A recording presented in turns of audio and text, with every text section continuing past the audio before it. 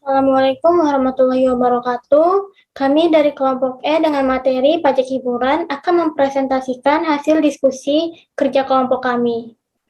Sebelumnya, saya akan memperkenalkan anggota kelompok, yaitu saya sendiri Putri Dwi Andela, Ainitia, Nuramatri Astuti, dan Yolanda Putri Dasrendra.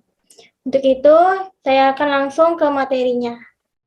Pajak merupakan salah satu sumber penerimaan pemerintah daerah yang digunakan untuk membiayai pembangunan di daerah dan untuk memajukan daerah demi menyejahterakan masyarakat dengan cara mengoptimalkan penerimaan di sektor pajak, di mana setiap wajib pajak membayar pajak sesuai dengan kewajibannya. Salah satu pendapatan asli daerah yaitu berasal dari pajak daerah. Pajak daerah adalah iuran wajib yang dilakukan oleh orang pribadi atau badan kepada daerah tanpa imbalan langsung yang seimbang, yang dapat dipaksakan berdasarkan peraturan perundang-undangan yang berlaku, yang digunakan untuk membiayai penyelenggaraan pemerintahan daerah dan pembangunan daerah. Lalu materi selanjutnya akan dibacakan oleh rekan saya yaitu Yolanda. Kepada Yolanda saya persilakan. Baik, di sini saya akan menjelaskan pengertian pajak hiburan. Apa sih itu pajak hiburan? Pajak hiburan adalah pajak atas penyelenggaraan hiburan. Selain itu, pajak hiburan dapat pula diartikan sebagai pungutan daerah atas penyelenggaraan hiburan. Pengenaan pajak hiburan tidak mutlak ada pada seluruh daerah, kabupaten, atau kota yang ada di Indonesia. Hal ini berkaitan dengan kewenangan yang diberikan kepada pemerintah kabupaten atau kota untuk mengenakan atau tidak mengenakan suatu jenis pajak kabupaten atau kota. Dalam pemungutan pajak hiburan terdapat beberapa terminologi yang perlu diketahui di antaranya, yaitu pertama, hiburan adalah semua jenis pertunjukan, permainan ketangkasan atau keramaian dengan nama dan bentuk apapun yang ditonton atau dinikmati oleh setiap orang dengan dipungut bayaran, tidak termasuk penggunaan fasilitas untuk berolahraga. Yang kedua, penyelenggaraan hiburan adalah orang pribadi atau badan yang bertindak baik untuk atas namanya sendiri atau untuk dan atas nama pihak lain yang menjadi tanggungannya dalam menyelenggarakan suatu hiburan.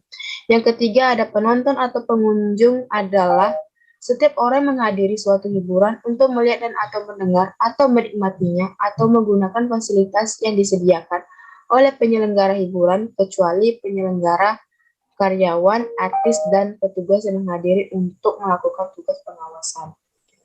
Yang keempat, ada pembayaran.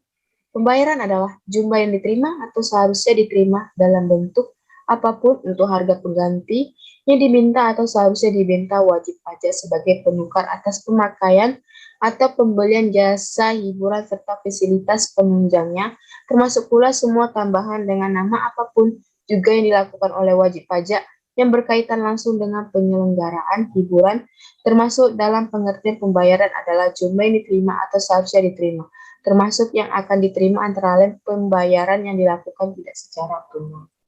Yang kelima, ada tanda masuk adalah semua tanda atau alat atau cara yang sah dengan nama dan dalam bentuk apapun yang dapat digunakan untuk menonton, menggunakan fasilitas, atau menikmati hiburan. Yang keenam, ada harga tanda masuk, yang selanjutnya disingkat HTM. ATM adalah nilai uang yang tercantum pada tanda masuk yang harus dibayar oleh penonton atau pengunjung. Selanjutnya ada objek dan bukan objek pajak hiburan. Yang pertama ada objek pajak hiburan. Apa sih itu objek pajak hiburan? Objek pajak hiburan adalah penyelenggaraan hiburan dengan dipungut bayaran. Dengan demikian objek pajak hiburan meliputi ada 10. Yang pertama, pertunjukan film. Yang kedua, pertunjukan kesenian. Yang ketiga, pertunjukan pegelaran. Yang keempat, penyelenggaraan diskotik, musik hidup, karaoke, kelab malam, ruang musik, balai kita, ruang selesa musik, kelab eksekutif, dan sejenisnya. Yang kelima, ada permainan biliar dan sejenisnya. Keenam, permainan ketangkasan, termasuk mesin keeping dan sejenisnya. Ketujuh, ada panti pijat dan mandi uap. Yang kedelapan, pertandingan olahraga. Kesembilan, penyelenggaraan tempat-tempat wisata, tempat rekreasi, seluncur atau ice skate, kolam pemancingan, pasar malam, sirkus, komedi putar yang digerakkan dengan peralatan elektronik, kereta pesiar, dan sejenisnya. Yang terakhir, 10, pertunjukan dan keramaian umum lainnya. Yang kedua, bukan objek pajak hiburan. Pada pajak hiburan, tidak semua penyelenggaraan hiburan tidak kenakan pajak. Ada beberapa pengecualian yang tidak termasuk objek pajak, yaitu penyelenggaraan hiburan yang tidak dipungut bayaran seperti hiburan yang diselenggarakan dalam rangka pernikahan, upacara adat, dan kegiatan agama. Baik, itu saja dari saya. Selanjutnya akan dijelaskan rekan saya yang bernama Nur Rahmati Astuti. Kepada Nur Rahmati Astuti, dipersilakan. Terima kasih kepada Yolanda. Baik, selanjutnya saya akan membahas materi. Yang pertama itu subjek pajak dan wajib pajak hiburan. Subjek pajak dan wajib pajak itu berbeda, di mana subjek pajak ini merupakan orang pribadi atau suatu badan yang menonton atau menikmati hiburan.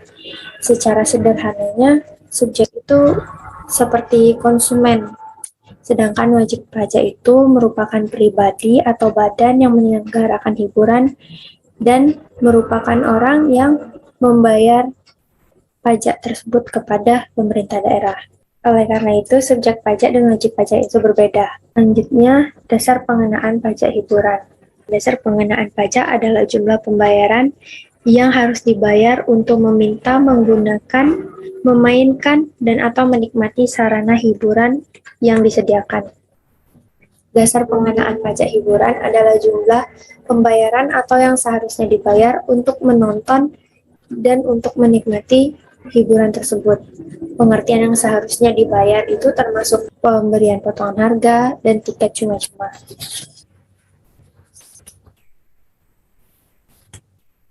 Baik, selanjutnya tarif pajak. Tarif pajak hiburan ditetapkan paling tinggi 35% dan itu ditetapkan oleh peraturan daerah. Dengan demikian, setiap daerah atau kota kabupaten itu diberi kewenangan atau kebebasan untuk menetapkan besarnya tarif pajak yang mungkin berbeda dengan kota atau kabupaten lainnya. Dengan catatan tidak boleh lebih dari 35%. Hal ini untuk mendukung pengembangan kesenian tradisional. Kesenian tradisional ini dikenakan tarif pajak yang lebih rendah daripada hiburan lainnya. Besarnya tarif pajak untuk setiap jenis hiburan yang ada di Kota Tanjung Pinang sebagai berikut. Yang pertama itu untuk jenis pertunjukan dan keramaian umum yang menggunakan sarana bioskop ditetapkan golongan-golongannya. Jadi kayak golongan A itu 20%, golongan A1 itu 15%, B sebesar 10%, B1 7,5%, bioskop mini hanya 5%, dan bioskop keliling sebesar 5%. Jadi, dilihat lagi sarana bioskop atau fasilitas dan keramaian umumnya. Yang B, penyelenggaraan pertandingan olahraga adalah sebesar 10% dari harga tanda masuk. Jadi, tiket yang kita bayar ke loket untuk kita nonton ke stadion itu sebesar 10% pajaknya. Selanjutnya itu ada peragaan busana, pagelaran musik, terus kontes kecantikan itu hanya 15%. Begitu sampai yang E, tarif pajaknya itu kita dapat membayarnya itu di harga tanda masuk atau biasa sering kita sebut tiket. Jadi kita membeli tiket, tiketnya itu sudah termasuk sama kita membayar pajak. Selanjutnya F, penyewaan video, kaset, laserdisc, video disc, PlayStation, dan sejenisnya adalah sebesar 10%. Yang G, penyelenggaraan klub malam, diskotik, karaoke, kafe, bar, dan sejenisnya adalah 15% dari jumlah yang dibayar oleh konsumen. Yang H, taman rekreasi, kolam pemancingan, sepeda air, go-kart, dan sejenisnya adalah 10% dari harga tanda masuk atau tiket. Selanjutnya I, pembayaran biliar dan sejenisnya adalah sebesar 10% dari pendapatan kotor. Yang J, permainan video game atau mesin cupping ketangkasan elektronik, dan sejenisnya adalah sebesar 15% dari pendapatan kotor.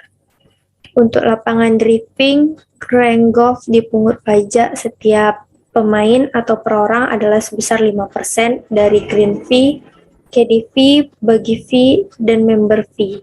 L. Penyelenggaraan permainan bowling adalah sebesar 5% dari pendapatan kotor. Yang M. Salon kecantikan sebesar 10%. Yang O. Mandi uap, mandi sauna, spa, dan sejenisnya adalah sebesar 25%. P. Pertunjukan dan keterampilan umum yang menggunakan elektronik dipungut pajak setiap bulannya per unit dengan per koin kelipatan 50 dengan contoh perhitungan sebagai berikut. Ini kayak kalau di Ramayana kita main time zone, itu kita menggunakan koin. Nah, koinnya itu koin 100 pajaknya 5.000, koin 500 pajaknya 25.000, koin 1.000 pajaknya 50.000, koin 2.000 pajaknya 100.000, 10.000 pajaknya 500.000. Yang Q, panggung terbuka dipungut pajaknya sebesar 10%. R, panggung tertutup dipungut pajaknya sebesar 15% dari harga tanda masuk. Di contohnya konser. Selanjutnya S, pasar seni dan pameran sebesar 10% dari harga tanda masuk. Yang T, sarana rekreasi atau dunia fantasi dipungut pajaknya sebesar 15% dari harga tanda masuk. T ini contohnya seperti Trans Studio Garden. Baik, sekian dari saya. Materi selanjutnya akan disampaikan oleh rekan saya, Ainitya. Kepada Ainitya dipersilahkan. Baiklah, selanjutnya itu cara penghitungan pajak hiburan. Nah, contohnya di sini adalah Ari membeli tiket nonton film ke Kiraka Rumah dengan harga 45.000 per tiket. Maka penghitungan pajak yang dikenakan oleh Ari ini adalah 45.000 dikali 20% menjadi 9.000 dan 45.000 ditambah 9.000 itu menjadi 54.000. Jadi, jumlah uang yang harus dibayarkan oleh Ari kepada bioskop itu adalah 54.000. Namun sangat jarang, bahkan hampir tidak ada pemotongan pajak secara kotor oleh perusahaan penyelenggara hiburan. Pemotongan pajak yang lazim dihitung secara net. Misalnya, sebuah bioskop menerapkan tiket seharga 45.000, maka harga tersebut sudah termasuk ke dalam pemotongan pajak. Yang terakhir adalah penagihan pajak hiburan. Apabila pajak hiburan yang terhutang itu tidak dilunasi setelah jatuh tempo pembayaran, maka bupati, wali kota, atau pejabat yang ditunjuk akan melakukan tindakan penagihan pajak.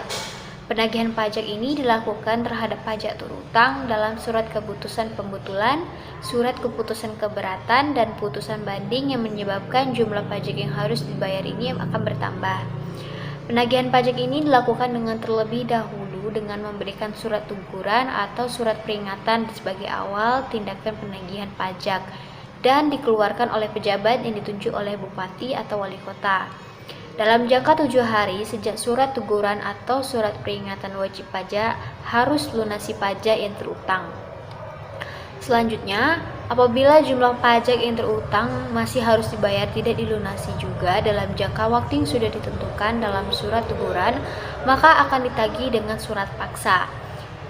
Tindakan penagihan pajak dengan surat paksa ini dapat dilanjutkan dengan tindakan penyitaan, pelelangan, pencegahan, dan penyanderaan jika wajib pajak tetap tidak mau melunasi hutang pajaknya sebagaimana mestinya. Terakhir, apabila dilakukan penyitaan dan pelelaan barang milik wajib pajak yang disita, pemerintah kabupaten atau kota diberi hak untuk tagihan pajak atau barang-barang milik wajib pajak. Selain dari itu, dalam kondisi tertentu, bupati atau wali kota dapat melakukan penagihan pajak tanpa menunggu batas waktu pembayaran pajak hiburan yang sudah ditetapkan oleh bupati atau wali kota berakhir. Hal ini dikenal sebagai penagihan pajak seketika dan sekaligus. Baik, terima kasih kepada Ainitya. Jadi kesimpulannya, pajak hiburan adalah pajak atas penyelenggaraan hiburan. Selain itu, pajak hiburan dapat pula diartikan sebagai pungutan daerah atas penyelenggaraan hiburan. Hiburan adalah industri yang paling erat kaitannya dengan gaya hidup dan sosial, sehingga perlu diatur juga melalui Salah satunya melalui dengan pengenaan pajak hiburan. Satu hal yang perlu diingat bahwa fungsi pajak bukan hanya sebagai sumber penerimaan negara, tetapi juga sebagai alat untuk mengatur dan melaksanakan kebijakan pemerintah yang bersifat ekonomis dan sosial. Baik, terima kasih atas perhatiannya. Kami mohon maaf apabila ada kesalahan dalam penyampaian materi kami. Terlebih dan terkurang kami mohon maaf.